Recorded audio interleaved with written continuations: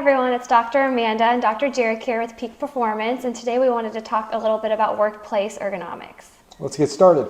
All right, starting with your feet and your knees and how you make contact with the floor is very important. Notice how Dr. Amanda has her feet both planted on the floor. She has her knees at 90 degrees, and then that's allowing her to make comfortable contact with her thighs on the chair and giving her a good position to have the rest of her torso set up in a proper position for working at the desk space.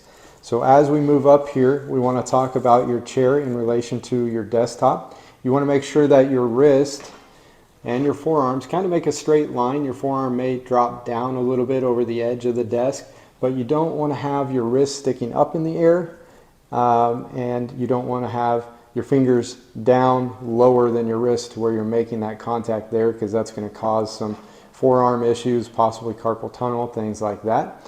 So you want to make sure that you got that straight line from your wrist to your forearms.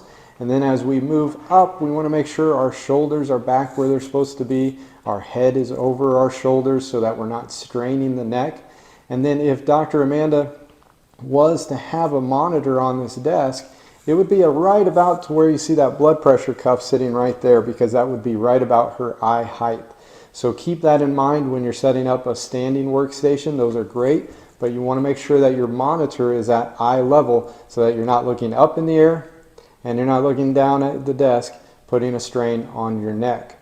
One other thing that we like to add into our setup is a lumbar roll. So if you've ever had a low back injury, we encourage these for some of our patients that have had a disc situation, but tucking that lumbar roll, and you can do that with a smaller foam roll. You can do it with a towel where you roll it up, but you put it right there where Dr. Amanda has in her lumbar spine, and that keeps her low back in extension as she's sitting at the desk, not letting her flex forward and getting into that stuck desk jockey position that we see every day.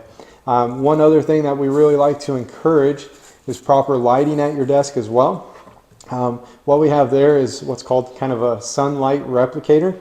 It allows for a little brighter UV light to come in and take some of the strain off your eyes as you're working at your desk station. We all know we can get a little bit tired working underneath fluorescent lights, so having proper light at your desk station makes a big difference.